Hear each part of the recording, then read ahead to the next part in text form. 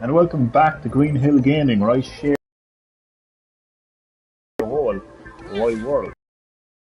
Stream, it is late night platform with Crash 4. So sit back, relax, but as always, and more importantly, enjoy the life.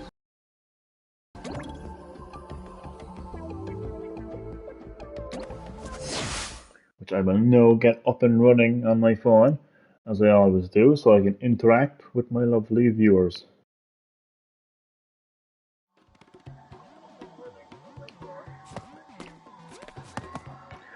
Stream is up and running. I'm actually at the very end of this game.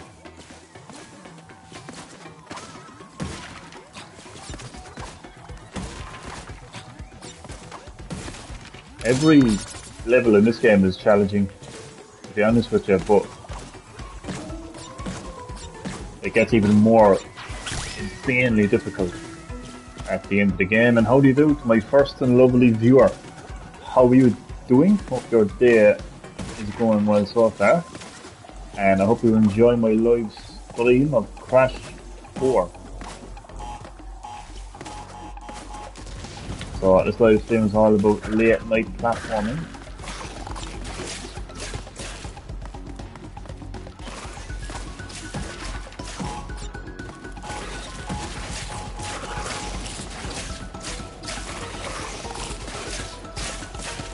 Which is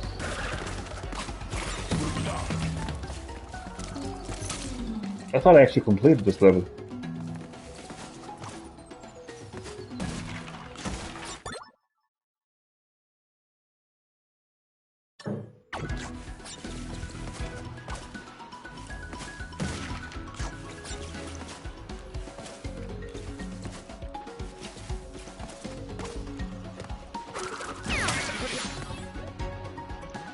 I can kill a starfish. Freaking killer platforms.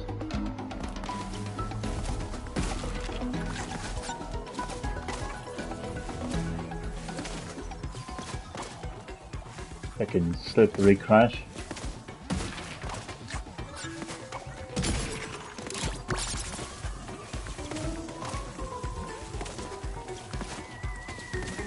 Now this is basically how Luigi controls normally.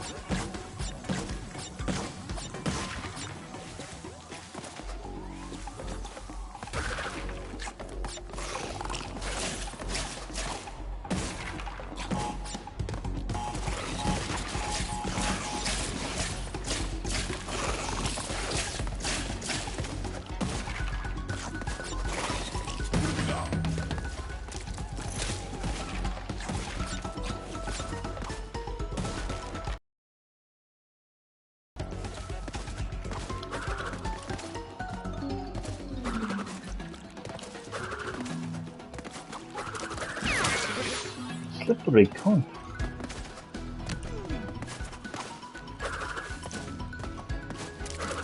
Ah, stop.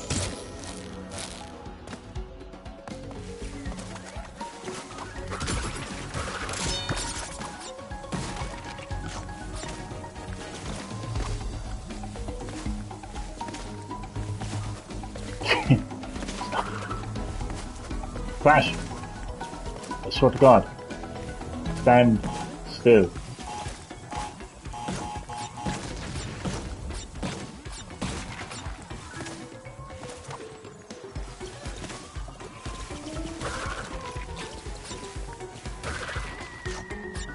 I've been playing a lot of Resident Evil Village lately. Particularly I've been live streaming the game a lot, so I thought I'd stream a different game tonight. I know I was playing the Tony Hawks yesterday, and I was streaming Mortal Kombat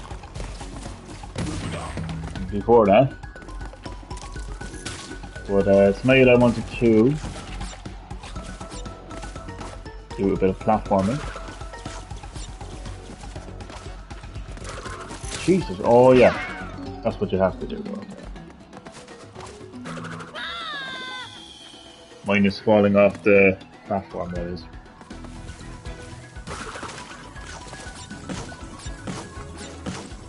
Once again, I'd like to remind people that this is the, well, I think it is anyway. 1 second. I hope it is the very end of the game. So it's quite, things are quite challenging right now. And I also want to point out that Crash Bandicoot in general is a hard game.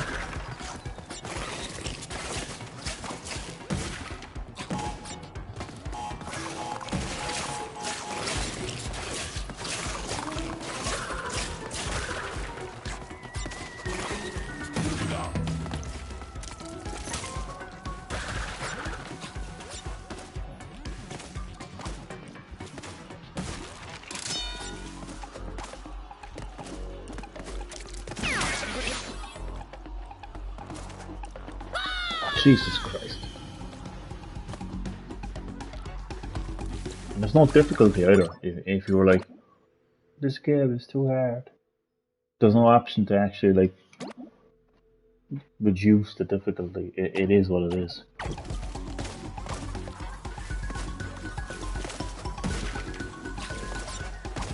You don't like it? Go back and play Skylanders.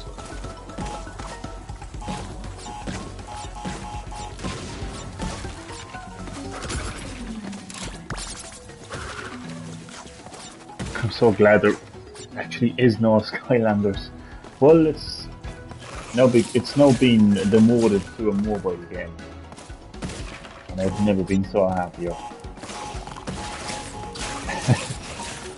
It's great to see the real Crash Bandicoot and the real Spyro the Dragon back, and it's even better when you've got a brand new Crash Bandicoot game. I was kind of across the other day as well that, did I just take damage? No, Jesus Christ. I came across there the other day that, who made this game again? Toys for Bob, yeah. They were so nervous about making this game because, like, they were just like, there was so much, like, pressure on them because it was one thing to, oh, for fuck's sake, it was one thing to remaster like 3 games. They had everything to work off, like, but to make a brand new Crash Bandicoot game was challenging. But it isn't just that, though. It isn't just, oh, I'm going to have to make a new Crash Bandicoot game. I mean, it's the fact that, like, every Crash Bandicoot game after the original 3 games was complete crap. So, you know what I mean? Like, Toys for Bob had a lot of work cut out for them. So I think the reason they succeeded, like what it really came down to at the end of the day was, what the fans wanted from day one was a Crash Bandicoot game. Like, they didn't want, like, oh, let's make Crash Bandicoot into a fucking robot. And let's give him all these abilities that nobody wants. And that's completely changed the very foundation of the game. And you know what we'll do? We'll fucking make it into an action fucking figure toys. No Toys for Bob are the ones that know that. But, yeah, so, and it's only a matter of time.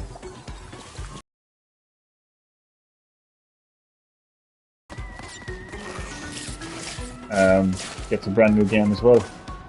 So yeah.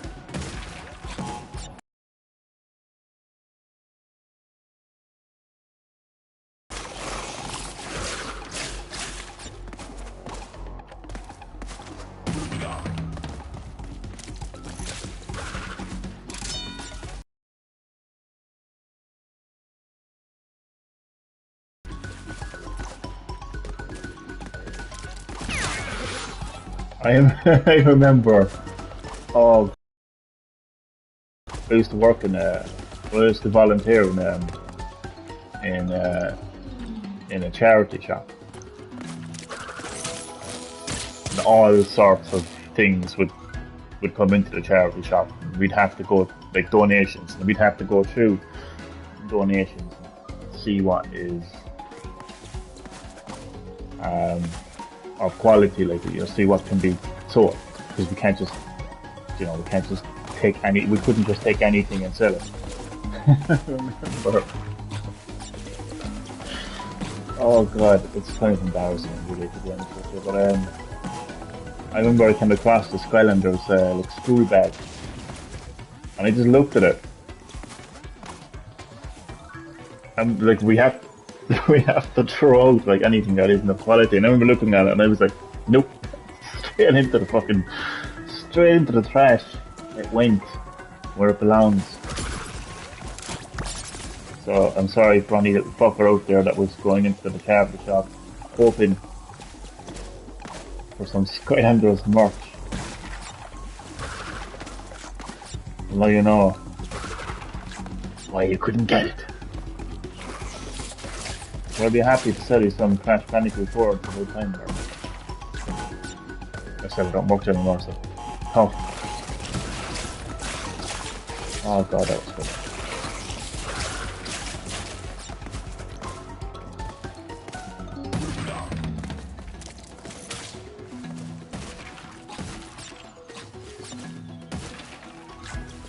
I think this age of gaming is the age of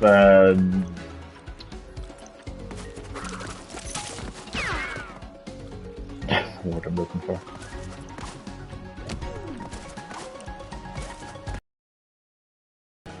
I'm getting old. Bear with me. Renaissance. This is like the renaissance of gaming. There's just so many great gaming franchises like are coming back. Like, where the hell am I? Jesus Christ.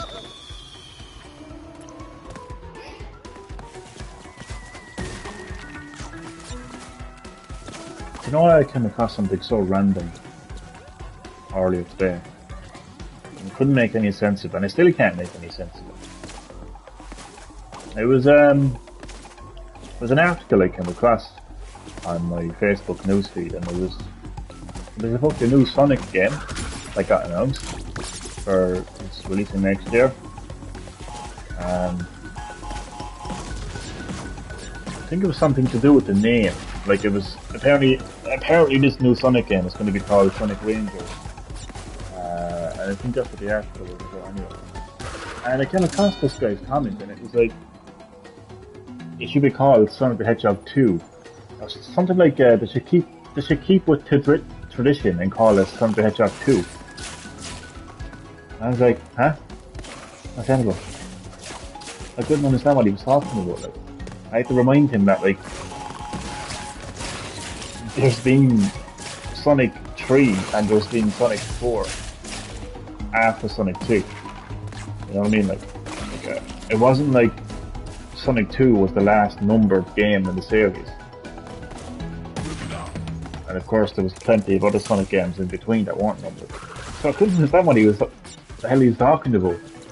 So I kind of asked him, like, in a nice way. Yeah. Because they're always nice. So through him, hello kind sir. What the fuck you're talking about? And he was like, oh, I was talking about the angle of... I don't know what the fuck he was talking about basically anyway. It's still a mind... I still don't understand. It's fucking 6 minutes past midnight. That comment was like fucking 11 o'clock this morning, and I still can't understand what the fuck he was talking about. Strange one, isn't it? So I can't understand. It's just, I'm telling you, there are some gamers out there, yeah?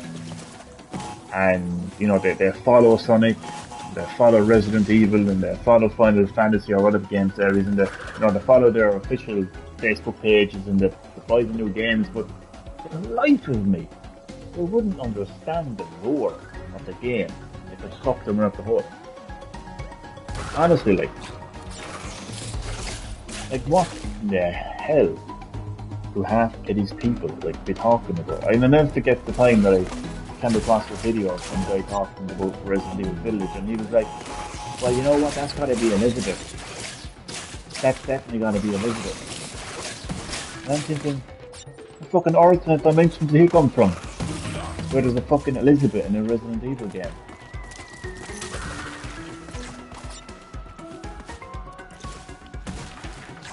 Anyway, back to the game. Went off from one there. I'm not against people who like play a game series, but they don't have to be like, they don't have to be hardcore, you know, gamers or hardcore fans of the series or fuck's sake or anything. But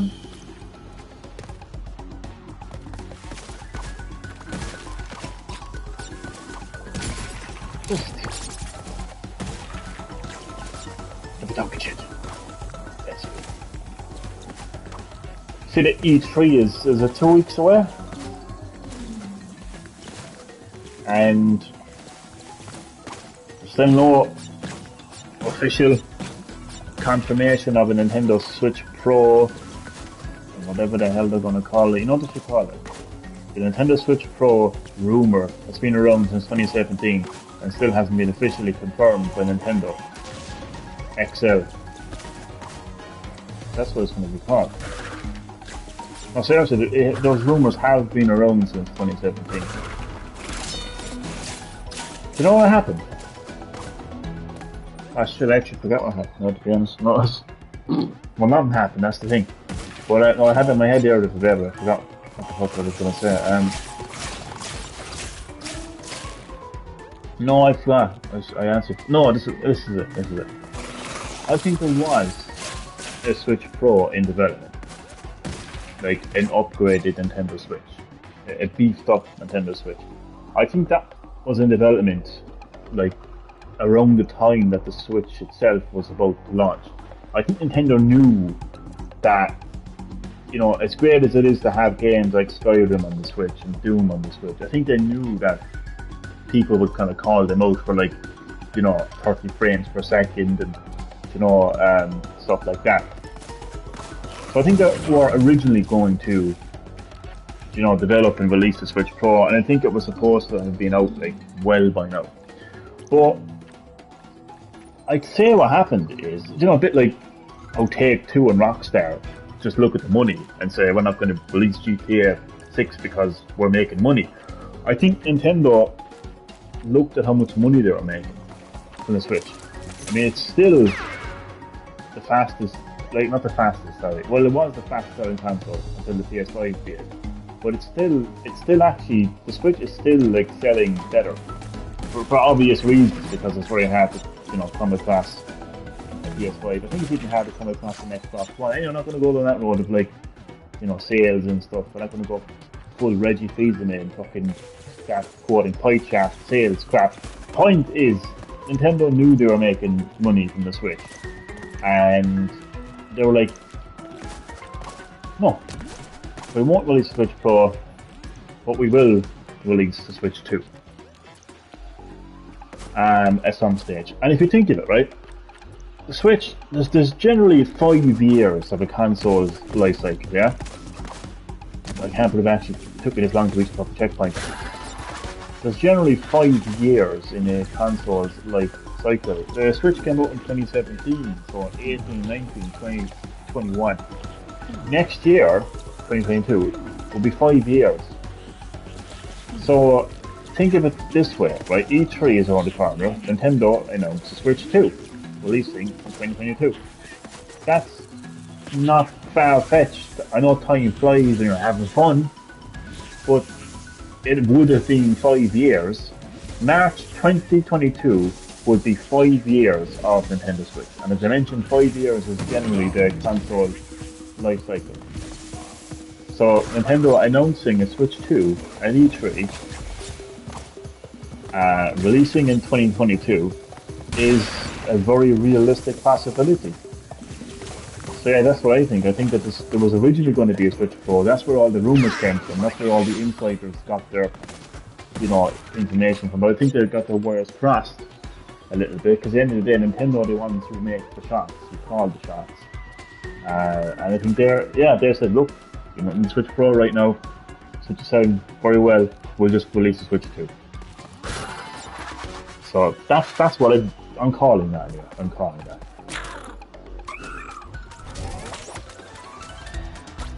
Either way, anyway, I believe it when I see it.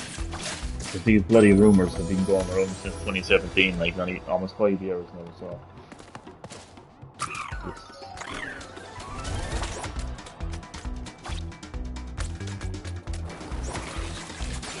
You know, this game is not the kind of game that you want to play when you're, number one, tired, and number two, when you're the kind of tired. Believe me, I have weird stages of tired. I do. I've multi stages of being tired, and one of them is I just ramble non-stop. I'm the worst person you want to, like if I was in a room and you wanted to sleep. Um, I'm the worst person you want to be around. Trust me, because I will not shut up. You will actually have to slap the shit out of me, like seriously, because I just want to shut up, like. That's the kind of tired I am, not like.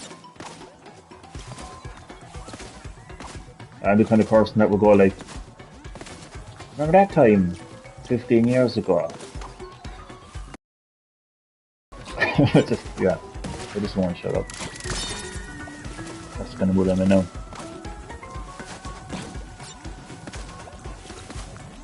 And Crash Bandicoot 4, It's About Time, is just not the kind of game I want to play when I'm in that kind of mood. You know as well, I think that Resident Evil 9, or whatever they call it, I don't think they're going to call it Resident Evil 9. I think they'll keep with the tradition of Village. I think I know why they didn't call Resident Evil Village 8, is because it kind of acts as a kind of, I don't know, I think even though Resident Evil 7 is called 7, but the actual name is actually Biohazard. The actual name, it's fucked up. The actual name of Resident Evil 7 is Resident Evil Biohazard.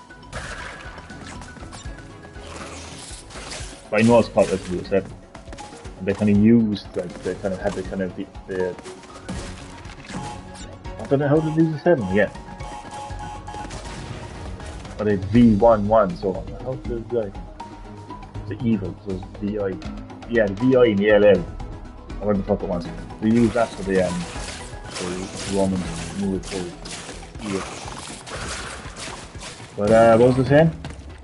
Yeah, Resident Evil 9 or whatever they call it. The 9th entry in the Resident Evil series.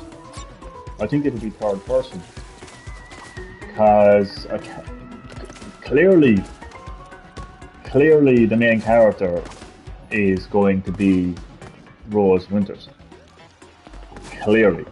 I mean, that's obvious, like for anyone who has played or seen Resident Evil Village will agree with me there. I don't even have to explain why.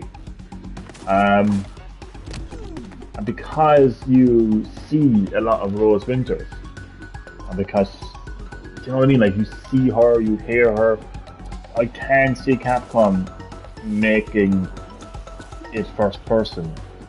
Like the reason they made 7 in Village, well 7 more than any other game, first person, is because you don't really see Ethan that much. Do you know what I mean? Like you don't see him in much cutscenes. Whereas you see Rose a lot in Resident Evil Village. So I just can't see them going down the road of first person because of that reason. And also I think she is, because she's a biological weapon, probably, no, not probably, 100% the most advanced biological weapon in the entire Resident Evil series. She's like what everyone is capable of in 7, so I'd say, like, and a lot of people are not going to like Resident Evil 9. I think it's going to be one of the most out there Resident Evil games. Probably even more than like 5 and 6, but maintains and as long as 9 maintains the charm of a Resident Evil game, and it becomes a